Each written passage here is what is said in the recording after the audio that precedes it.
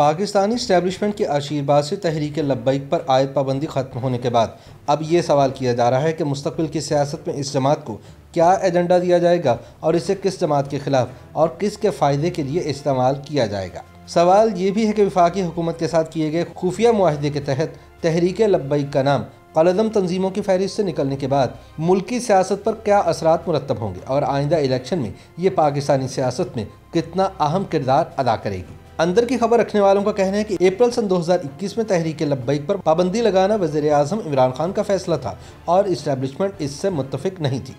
इसी वजह से पाबंदी उठाए जाने तक इस जमात को मुख्तलिफ ज़िमनी इंतखाबात में हिस्सा लेने की इजाज़त थी। वफाकी हुकूमत की जानिब से तहरीक लब्बैक का नाम दहशत गर्दी की दफ़ात की बुनियाद पर कलअदम तंजीमों की फहरिस्त में डाला गया था। ताहम पॉलिटिकल पार्टीज़ एक्ट के तहत ये जमात इलेक्शन कमीशन में बदस्तूर रजिस्टर थी और इंतखाबी सियासत में बढ़ चढ़ कर हिस्सा भी ले रही थी। इलेक्शन में हिस्सा लेने से रोकने के लिए वफाकी हुकूमत की जानिब से सुप्रीम कोर्ट में तहरीक लब्बैक के खिलाफ एक रेफरेंस दायर करना ज़रूरी था, लेकिन इस्टेब्लिशमेंट की मुखालफत की वजह से ऐसा ना हो पाया। वफाकी हुकूमत के साथ किए गए खुफिया मुआहदे के तहत तहरीक लब्बैक का नाम कलअदम तंजीमों की फहरिस्त से निकलने पर मुल्की सियासत पर इसके क्या असरात मुरतब होंगे और आइंदा आम इंतखाबात में तहरीक लब्बैक पाकिस्तान की सियासत में कितना अहम किरदार अदा करेगी। इन सवालात के जवाब जानने के लिए मशरिक़ वस्ता की मारूफ वेबसाइट उर्दू न्यूज़ ने चंद सियासी तज्ज़ियाकारों से गुफ्तगू की और पूछा कि तहरीक लब्बैक और तहरीक इंसाफ के दरमियान इंतखाबी इत्तेहाद की खबरें कितनी संजीदा हैं और क्या तहरीक लब्बैक से पाबंदी उठाने का एक मकसद ये भी हो सकता है। इस मामले पर सियासी तज्ज़ियाकार मुजीबुर रहमान शामी समझते हैं कि गुज़िश्ता आम इंतखाबात में तहरीक लब्बैक ने मुस्लिम लीग नून के वोट बैंक में शगाफ डाला था, क्योंकि तहरीक लब्बैक के वोटर्स रिवायती तौर पर मुस्लिम लीग नून के वोटर्स थे। इनका कहना है कि मुस्लिम लीग नून के दौरे हुकूमत में ऐसे इक़दाम उठाए गए जिससे मुल्क में एक मजहबी तहरीक चलाने के लिए तहरीक लब्बैक की बुनियाद रखी गई और अल्लामा खादिम हुसैन रिजवी नुमाया हुए और उनकी सियासत आगे बढ़ी। इसलिए मुस्लिम लीग नून और तहरीक लब्बैक के दरमियान फासला काफ़ी ज़्यादा है और ताहाल मौजूद है। उन्होंने कहा कि तहरीक लब्बैक पंजाब में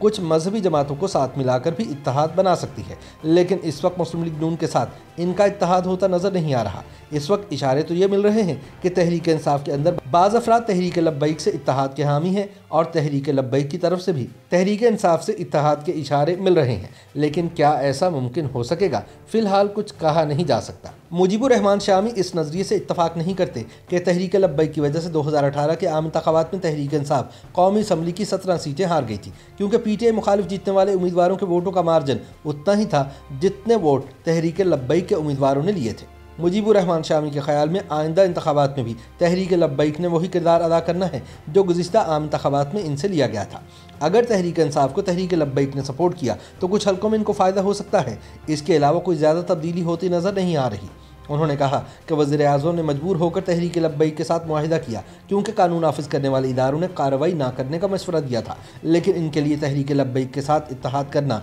कोई आसान नहीं होगा। अगर तहरीक इंसाफ लब्बैक वालों को कोई फ़ायदा पहुँचाए और यकीन दहानी कराए कि आइंदा आम इंतखाबात में तहरीक लब्बैक के अरकान को असम्बली तक पहुँचाया जाएगा तो दोनों जमातों का इत्तेहाद हो सकता है। पंजाब की सियासत पर गहरी नज़र रखने वाले तज्ज़ियाकार सलमान गनी कहते हैं कि तहरीक लब्बैक का नाम कलअदम तंजीमों की फहरिस्त से निकालना आइंदा आम इंतखाबात की मनसूबाबंदी है और वाज़ेह तौर पर पंजाब में नून लीग के वोट बैंक को ही टारगेट किया जाएगा। सलमान गनी ने कहा कि लाहौर के ज़िमनी इंतखाब में इम्कान है कि तहरीक इंसाफ अब तहरीक लब्बैक के उम्मीदवार की हिमायत करेगी और आइंदा आम इंतखाबात में दोनों जमातों के इंतखाबी इत्तेहाद का फैसला भी लाहौर के ज़िमनी इंतखाब में हो जाएगा। अगर ज़िमनी इंतखाब में इत्तेहाद हो गया तो आइंदा आम इंतखाबात में इत्तेहाद भी खारिज इम्कान नहीं। उन्होंने कहा कि हाल ही में हुकूमत का फ़ौज से ताल्लुक़ ख़राब हुआ है, अब देखना यह है कि आने वाले दिनों में इनकी हिमायत कितनी रहेगी, लेकिन तहरीक लब्बैक का इस वक्त तहरीक इंसाफ के साथ इत्तेहाद इसके लिए सियासी तौर पर नुकसानदेह होगा। सलमान गनी के ख्याल में इस वक्त तहरीक इंसाफ को सहारों की ज़रूरत है और तहरीक लब्बैक के साथ इत्तेहाद सियासी तौर पर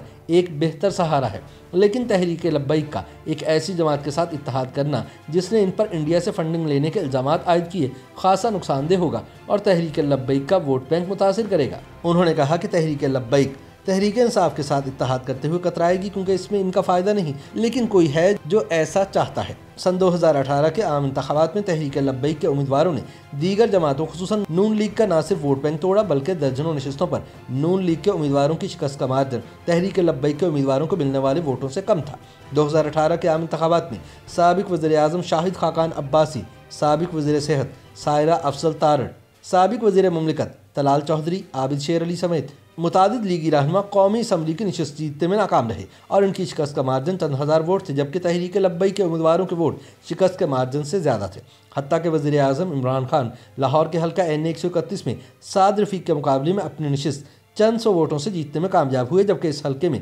तहरीक लब्बैक के उम्मीदवार को 9,000 से ज़ायद वोट मिले थे। गुज़िश्ता आम इंतख़ाबात में सियासी मुबसरीन के मुताबिक मुस्लिम लीग नून को 15 से 20 नशिस्तों से तहरीक लब्बैक की वजह से हाथ धोने पड़े थे।